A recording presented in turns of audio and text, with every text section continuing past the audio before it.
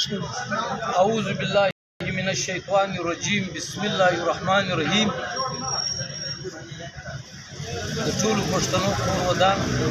زموږ د دې نن لایو ویډیو دا مقصد په دا حواله کوو چې موږ د سند ګورنمنت لخوا د انډر د سند ګورنمنت انډر پولیسو لخوا چې روان د 2.5 میاشتو څخه د پښتنو افغانانو سره چې کوم ناروا سلوک روان دی او بیا ورسره د هغه افغانانو ورونو په اړه کې د پاکستانی شناختی کارت د پاکستانی اسنادو لرونکو باوجود دلته په پاکستان کې میشت د پښتنو بالخصوص په کراچي کې میش پښتنو خلاف کوم ناروا سلوک پولیس لګیا کړی ده په هغه حواله او دلته په کراچي کې چې کوم زموږ مسافر ورونه را روان دي د پښتونخوا صوبې څخه او زموږ د جنوبي پښتونخوا پټ څخه کوم بسان کوم مسافر راځي هغه پولیس څو زیري څو تنګي د بتې په نامه د پولیس د پیسو اخیستلو په معنا نو په دې حواله دا نن موږ لایو پریس کانفرنس کوو. زموږ د سند صوبې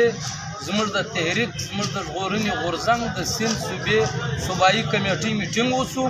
هغه کې دا چندې فیصلې وشوې چې هغه نن موږ پر دې لایو ویډیو باندې بیانوو.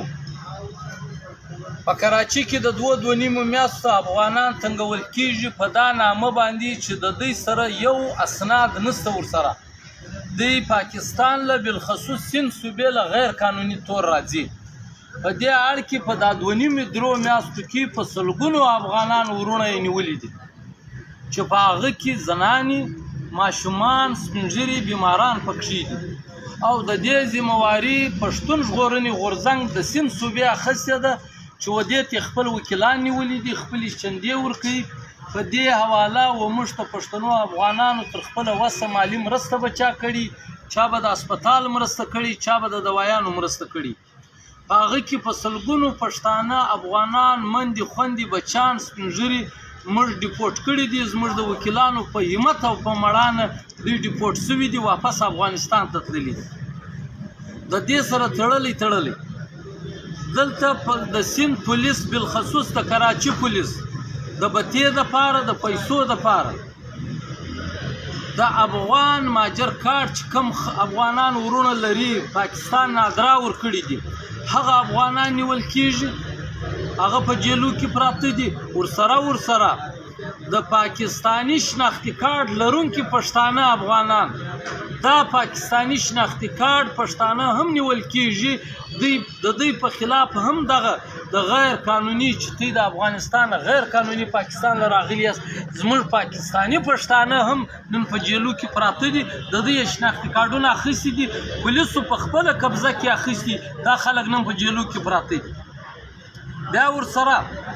په دویم سټیپ کې اوس دا د یخ موسم رالی زموږ د صوبه پښتونخوا څخه او زموږ د جنوبي پښتونخوا پټ څخه په سلګونو مسافر په سلګونو پښتانه کراچي له را روان دي خپلوانو له په کاروباري سطح را روان دي شناختی کارتونه یې په جیب کې دي. ودې ته په سهار وختي یا په نیمه شپه پر سوراب ګوټ هلته په بنارس کې پر ټرمینل باندې پولیس ورته ولاړ دوی په یوه نامه په بل نامه د سامان د چیکینګ په بانه په 1000 روپۍ جنه اخي بلیک میل کوي سامانونه ورسره یي زنانې ورسره یي ماشومان ورسره یي په نیمه شپه او سهار وختي د دوی څخه پیسې اخیستل کېږي او چې څوک پیسې نه ورکوي د هغه پسې چرس یا توپنچې کښېږدي هغه په جیلو کې پراته. بل څلرم زموږ په سند کې سند ګورنمنت یو فیصله کړې ده چې د سند یا د کراچي ډومیسایل به د پښتنو ځوانانو سره ورسره یي هغه پښتانه به بیا په کالجو په یونیورسټۍ کې داخله اخیستل کېږي. دا ټیم زموږ په زرګونو سټوډنټس د دې مسلې سره مخامخ دي چې د چا ډومیسایل د پټ څخه دی د چا د پېښور د چا د وزیرستان د کومو صوبو څخه زموږ سټوډنټس پښتانه راغلي دي دلته په کراچي کې تعلیم کوي مګر نن د سند ګورنمنت دغه ناروا فیصله کړې ده چې زموږ سټوډنټس ته دا د ډومیسایل مسله را مخکې کړې ده او دوی ته د داخلي او د تعلیم ورکولو اجازه نه ورکوي. پنځمه په دې ښار کې دا څو میاشتې مسلسل کېږي چې د غلو د ډکیتیانو یو ډېر ناورین شروع شوی دي، دومره زیات شوي دي چې د خلکو په کورو ورننوځي. او بل بالخصوص دا زموږ د پښتنو په آبادیانو کې دلته ضلع ایست سورابګوټ ایریا، هلته په ضلع ملیر کې قید آباد، پیپرۍ، پردې داود چورنګی، او هلته په ضلع ویست غربي کې اتحاد ټون، بنارس، میټرویل، منګوپیر، سلطان آباد، نصرت پټو کالونی، هلته شیرین جنا کالونی، په مین صدر کې چې چیرې د پښتنو آبادي، هلته د پولیسو په سرپرستۍ کې غلو چې کم ناورین جوړ کړی دي، سرعام په سپینه ورځ پر روډو خلک کوي، په درزنو ځوانان یې شهیدان کړو د یوه موبایل او د 1000 روپۍ دپاره. حکومت سند ته په کار خدا وایي چې د دې غلو خلاف یې اکشن اخیستی وای، مګر دوی د دې غلو د ډکیتیانو په اړه کې بې ګناه خلک بالخصوص پښتانه ځوانان پورته کوي چې تاسو غله یاست، دومره روپۍ راکئ که نه راکوئ په تیف چې د غلا FIR کاټېږي. شپږم، زموږ په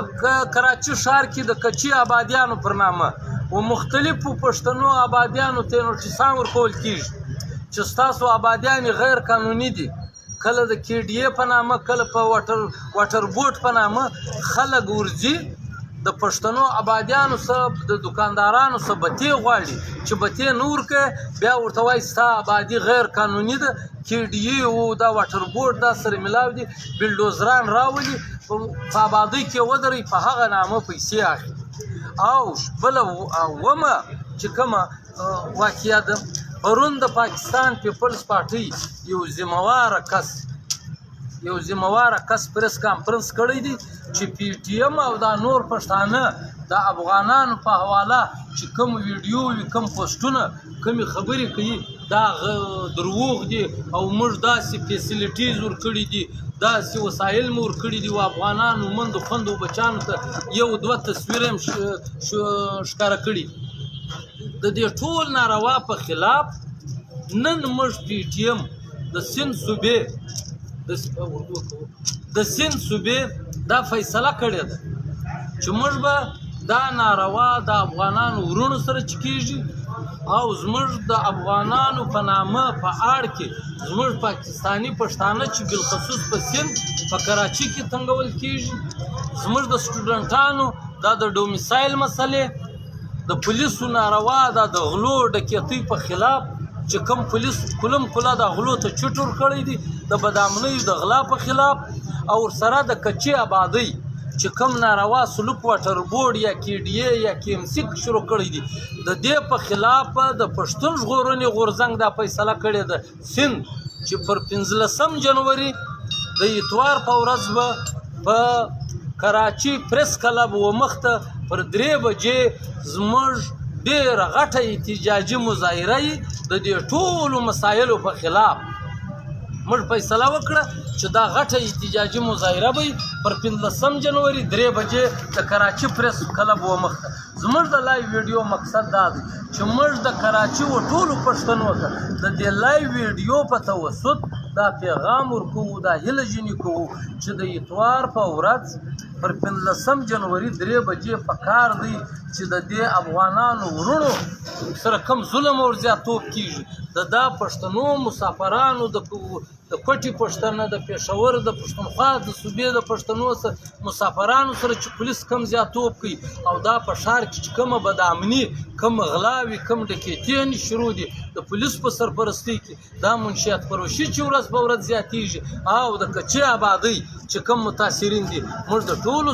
پښتنو افغانانو څخه دا خواست کوو چې دا مسلې ستاسو مسلې دي، د ټولو پښتنو افغانانو مسلې دي. پر 15 جنوري پر 3 بجې په کار دی چې ټول پښتانه افغانان د موږ سره په دې احتجاج کې شرکت وکړي او داسې مضبوطه لایحه عمل جوړ کړو و دې سند ګورنمنټ ته داسې د پای ټکي اخري نقطې کېږدو چې زموږ خلاف چې کوم سند ګورنمنټ په کراچي کې د پښتنو افغانانو خلاف کم ناروا عملیات شروع کړي دي، د دې خلاف یو کلک جواب ورکړو. نو زموږ د لایو ویډیو په توسط موږ ټولو پښتنو افغانانو ته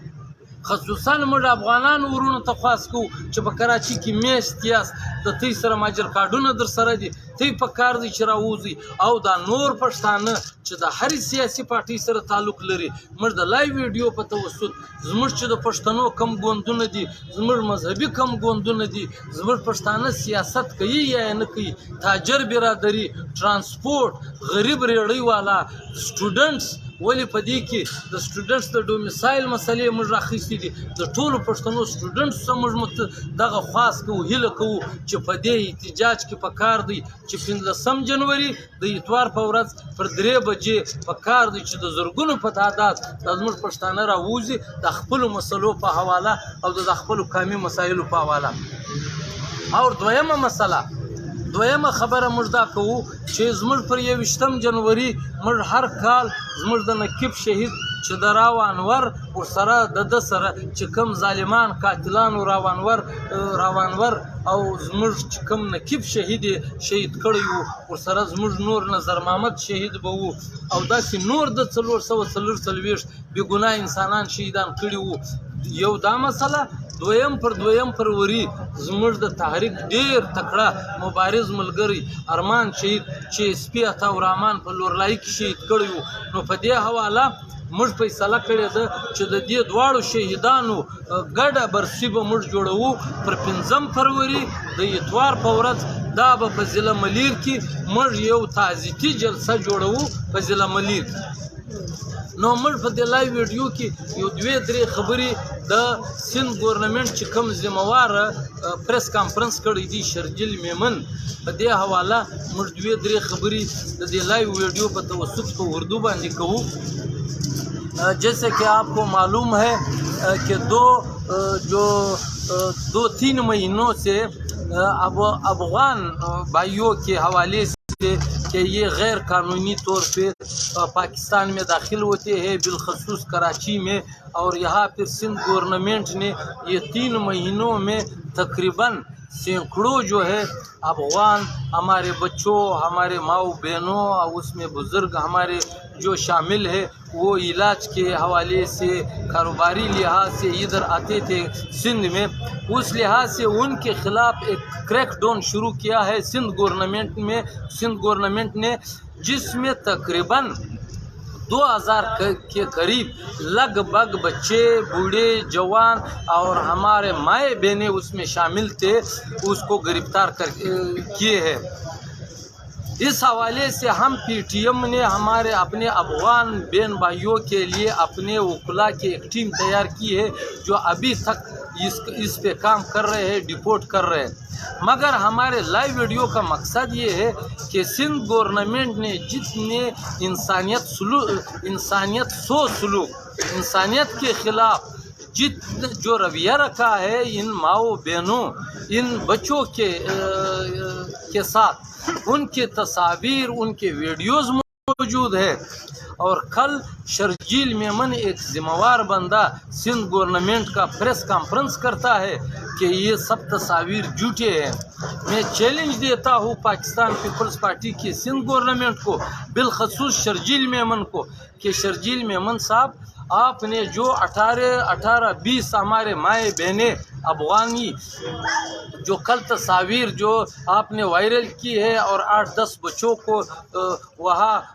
گراؤنڈ میں جھولے رکھے ہیں ان کے لیے یہ تصاویر آپ نے شیئر کیے. آپ آ کر مجھے بلا لے ہم پی ٹی ایم کو بلا لے کہ میں آپ کی سندھ پولیس کے کارنامے آپ کو دکھا دوں. گڈاف ٹاؤن میں پچھلے مہینے ہماری ٹیم وہ SHO حاضر ہے ابھی تک زندہ ہے. ایک پاکستانی شناختی کارڈ رکھنے والی ایک ہماری بہن کو گرفتار کیا تھا اس کے ساتھ 3-4 بچے تھے. ہمارے کارکن وہاں پہنچے ہیں SHO کہہ رہے کہ یہ لیڈیز جا سکتی ہے مگر ان کے بچے کو ہم جانے نہیں دیں گے یہ برتھ سرٹیفکیٹ جو ہے ان کے ثبوت دے دے. اور کل آپ پریس کانفرنس میں کہہ رہے ہو کہ بچوں کو ہم گرفتار نہیں کر رہے. یہ قانونی طور پر جب اس کی والدین گرفتار ہو جاتے ہیں تو 7 سال سے کم عمر بچے جو ہے اپنے ماں کے پاس رہ سکتے ہیں. یہاں تو کہانی الٹا ہے. यहाँ तो उसकी माँ, उसकी वालदे के पास पाकिस्तानी शनाख्ती कार्ड मौजूद है, मगर सिंध पुलिस उन बच्चों को, माँ को जाने दे रही है। बच्चों को इसलिए जाने नहीं दे रही है कि उनके पास बर्थ सर्टिफिकेट नहीं है। इसके अलावा आप आकर सिंध हाई कोर्ट के, मैं आपको वीडियो हम लोगों ने पीटीएम के सोशल मीडिया टीम के ज़रिए हम लोगों ने अपलोड की है, शेयर किए। कितने वीडियो मौजूद है कि सिंध हाई कोर्ट में, मलेर कोर्ट में और या आपके सिटी कोर्ट में इन बच्चों को, इन लेडीज़ को, इन लोगों को जब पेश करते हैं, किस तरीके से उन बच्चों को बेअदबी माप जानवरों की तरह लोगों ने बांध रखे हैं। सिंध पुलिस ने उन लेडीज़ को किस तरह पेश करते हो, और अफसोस आते हैं आपके इतने जिम्मेवार बंदे प्रेस कॉन्फ्रेंस भी करते हो कि ये झूठा है, आपका प्रेस कॉन्फ्रेंस झूठा है। आप जो है आप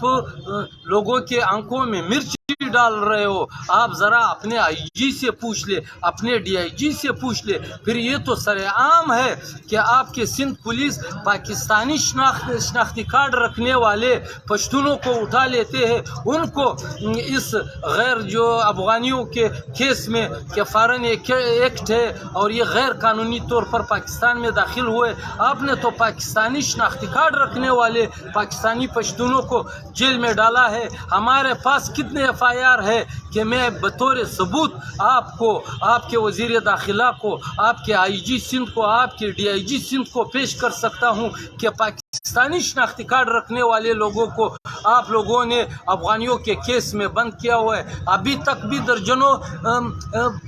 जेलों में है, कितनों की ज़मानत हो चुकी है। 1-1 लाख 50-50 हज़ार आप पाकिस्तानी शनाख्ती कार्ड रखने वालों को ज़मानत दे देते हो, अभी तक वो अदालतों के चक्रे काट रहे हैं। दूसरी बात, आपकी सिंध पुलिस ये अफगानी माओ बहनों को जब गिरफ्तार करती है, ये जो बच्चों को गिरफ्तार करते हैं, उनसे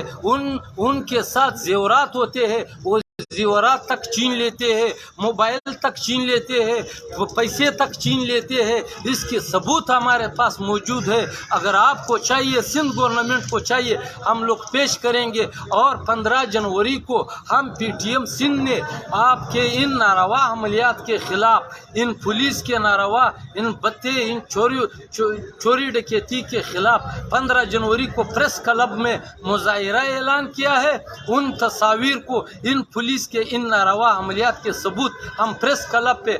आपको और आपके गवर्नमेंट को और सिंध के जो साहबी हजरात है उनको पेश करेंगे डिटेल के साथ कि आपके सिंध के पुलिस इनके क्या कारनामे हैं। ये टोटल हम आपके जो है हवाले करेंगे।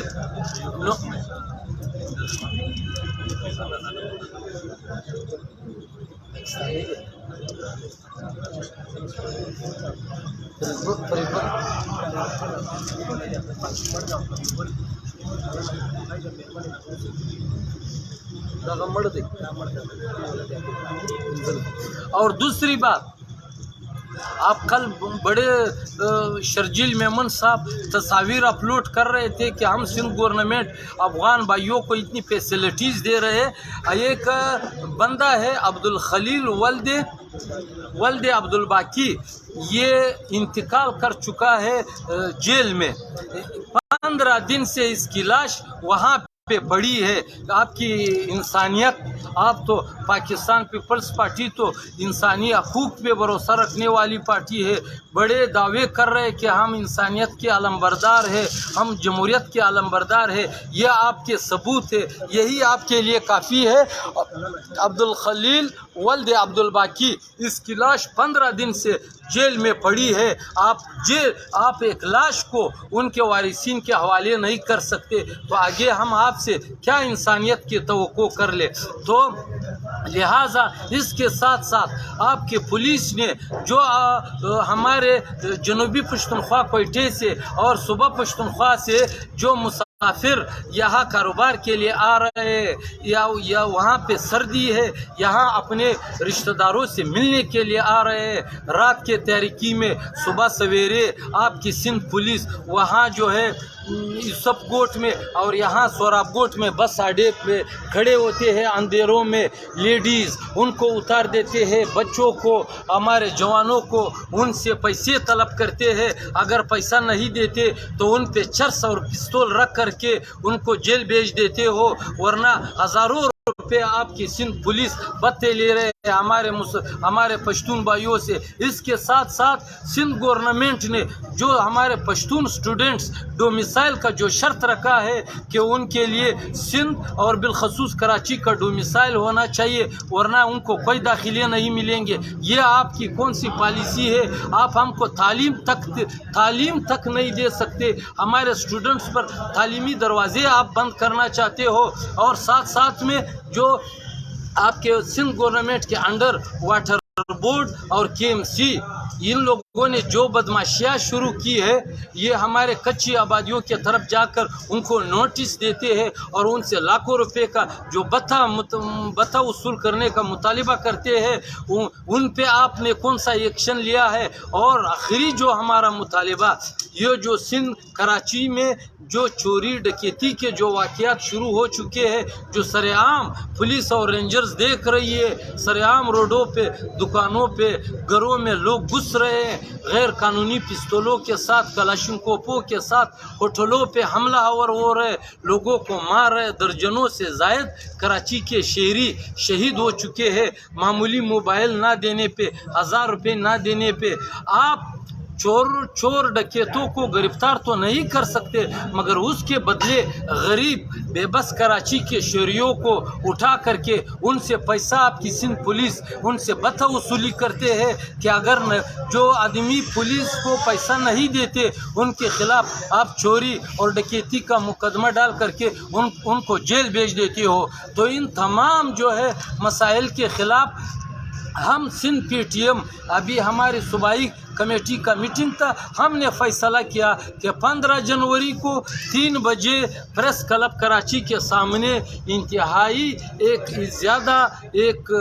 پروکار احتجاجی مظاہرہ ہوگا، جس میں انشاءاللہ کراچی کے دیگر قومیں بھی شریک ہوں گے، اور ہمارے پشتون تو انشاءاللہ ہزاروں کے تعداد میں اس احتجاجی جو ہے مظاہرے میں شرکت کریں گے۔ نو عزیزانو، آخری کی یو ربیع و خپل پښتنو ته بالخصوص د کراچي و پښتنو و افغانانو ورونو ته او زموږ و د نورو پښتنو افغانانو ته خاص کوو چې دغه احتجاجي مظاهره ستۍ دپاره ده چې کم پولیس کم سند ګورنمنټ ناروا عملیات زموږ د افغانانو ورونو خلاف، زموږ د عام پاکستاني شناختی کارډ لرونکي پښتنو خلاف کم ناروا عملیات شروع کړي دي، کمې ډاکې، کمې غلاوې چې کېږي، زموږ سټوډنټان، زموږ تاجران چې په کم نامه تنګول کېږي، د دې په خلاف د کراچي پی ټي ایم انشاءالله پر 15 جنوري 3 بجې د اتوار په ورځ پر پریس کلب یو غټه احتجاجي مظاهره کوي. په دې کې یو په آخري کې بیا ورته ټولو افغانانو پښتنو ته موږ خواست کوو چې دا ستۍ خپل د ننګ، ستۍ خپل د غیرت لپاره پی ټي ایم دغه احتجاجي مظاهره اعلان کړې ده. پر هر پښتانه افغانان دا فرض جوړیږي چې په دې احتجاجي مظاهره کې د موږ سره شرکت وکړي، او بالخصوص موږ ټولو سیاسي پارټیانو پښتنو ته چې ستا تعلق د هرې سیاسي پارټۍ سره دی، د دې ننګ افغاني، د دې پښتونولۍ په خاطر پکار دی چې په دې هر سیاسي، هر مذهبي پارټۍ د پښتنو چې ده هغه په دې احتجاجي مظاهره کې د موږ سره شرکت وکړي، او موږ سند ګورنمنټ یو واضح پیغام ورکړو چې زموږ خلاف، زموږ د قوم خلاف پکار دی چې بالا دغه انتقامي کاروایانې ختم سي. ډېره مننه. کور مو ودان.